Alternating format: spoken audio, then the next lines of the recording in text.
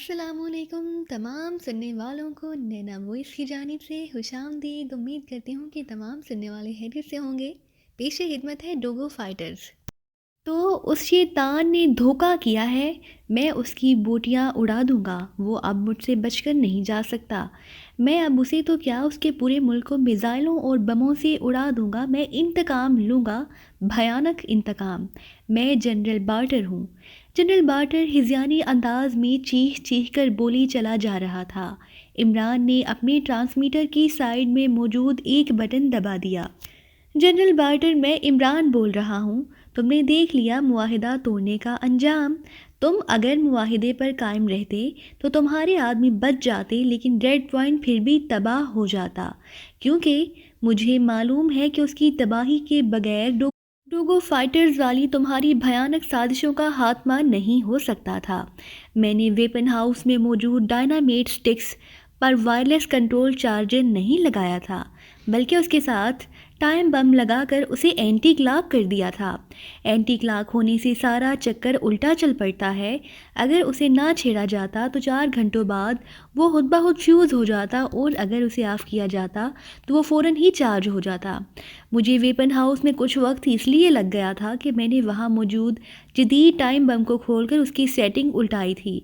मुझे मालूम है कि उस निज़ाम का इल्म तुम्हारे उस वेपन हाउस इंचार्ज को नहीं हो सकता, क्योंकि ये खालिस्तन मेरी अपनी ईजाद है।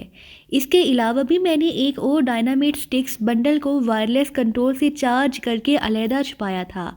उसका चार्जर अब भी मेरे पास मौजूद है, ताकि अगर तुम मुआहिदे पर अमल करते हुए आदमी निकाल लो।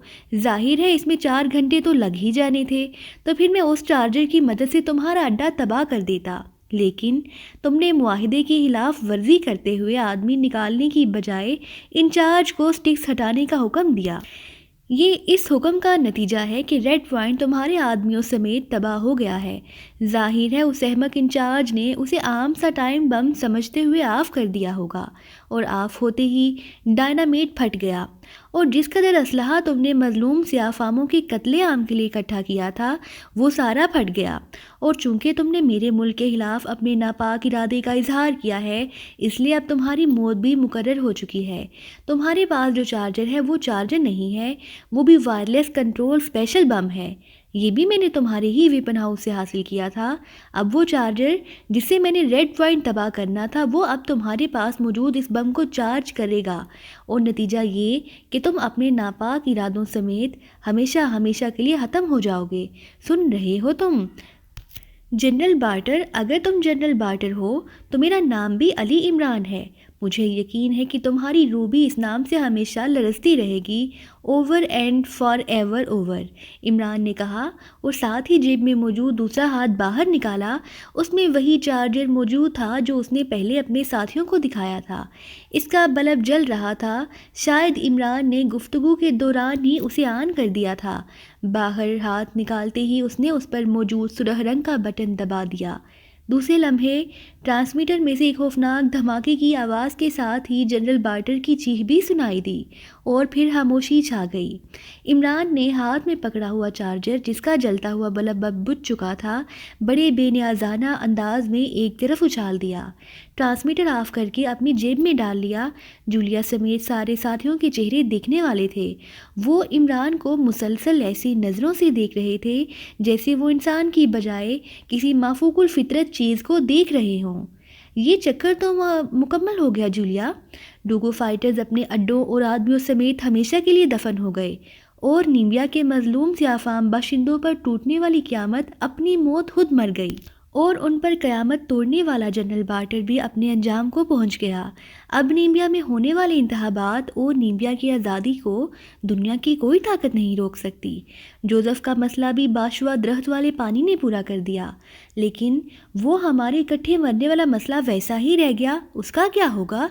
इमरान ने मुस्कुराते हुए कहा, क्या तुमने वाकई ऐसा सेट किया था कि अगर 4 घंटे तक उस टाइम बम को ऑफ ना किया जाता तो वो डिफ्यूज़ हो जाता और अड्डा तबाह ना होता?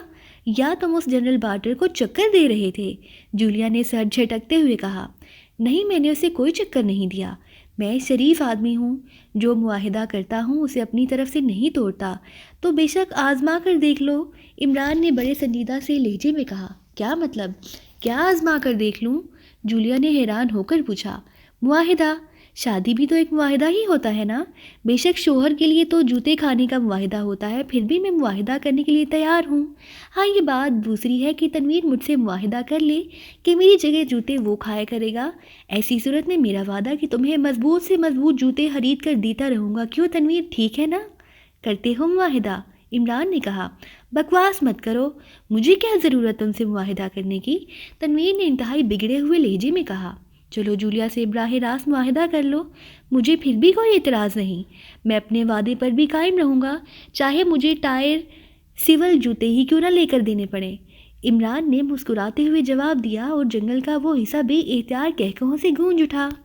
اگر تم میں یہ بکواس کرنے کی عادت نہ ہو تو تم واقعی کام کے آدمی ہو۔ تم نے جس طرح اس ریڈ پوائنٹ اور جنرل بارٹر کا خاتمہ کیا ہے میں سوچ بھی نہ سکتی تھی، جولیا نے جھلائے ہوئے لہجے میں کہا۔ تمہیں کیا ضرورت ہے سوچنے کی؟ یہ کام تو تم تنویر کے لیے ہی رہنے دو، وہ کچھ اور نہیں کر سکتا تو سوچ تو سکتا ہے۔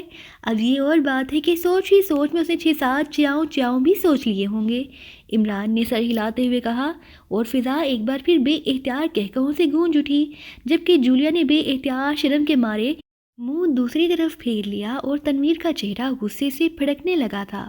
ارے غصہ نہ کرو، غصہ سوچ کے لیے زہر قاتل ہوتا ہے، کہیں سوچ سے بھی نہ چلے جاؤ، عمران نے کہا، اور اس بار تنویر بے اختیار کھسیانہ سا ہنس پڑا، جبکہ جولیا نے مصنوعی غصے کے انداز میں جھک کر جوتے کی طرف ہاتھ بڑھایا۔ ارے ابھی تم معاہدہ ہوا ہی نہیں، یہ پیشگی ریہرسل نہیں چلے گی، عمران نے ایک طرف کو ہٹتے ہوئے خوفزدہ سے لہجے میں کہا، اور فضا ایک بار پھر کہکہوں سے گونج اٹھی۔ جی تو پیارے ساتھیوں، اسی کے ساتھ ہماری آج کی اس کہانی کا اختتام ہوتا ہے۔ اگر آپ سب ساتھیوں کو میری یہ کہانی پسند آئی ہو، میرے چینل کو سبسکرائب کرنا مت بھولیے اور اس کے ساتھ موجود بیل آئیکن کے بٹن کو پریس کرنا بھی مت بھولیے، تاکہ ہماری آنے والی ہر نئی کہانی آپ سب ساتھیوں تک پہنچتی رہے۔ اللہ حافظ۔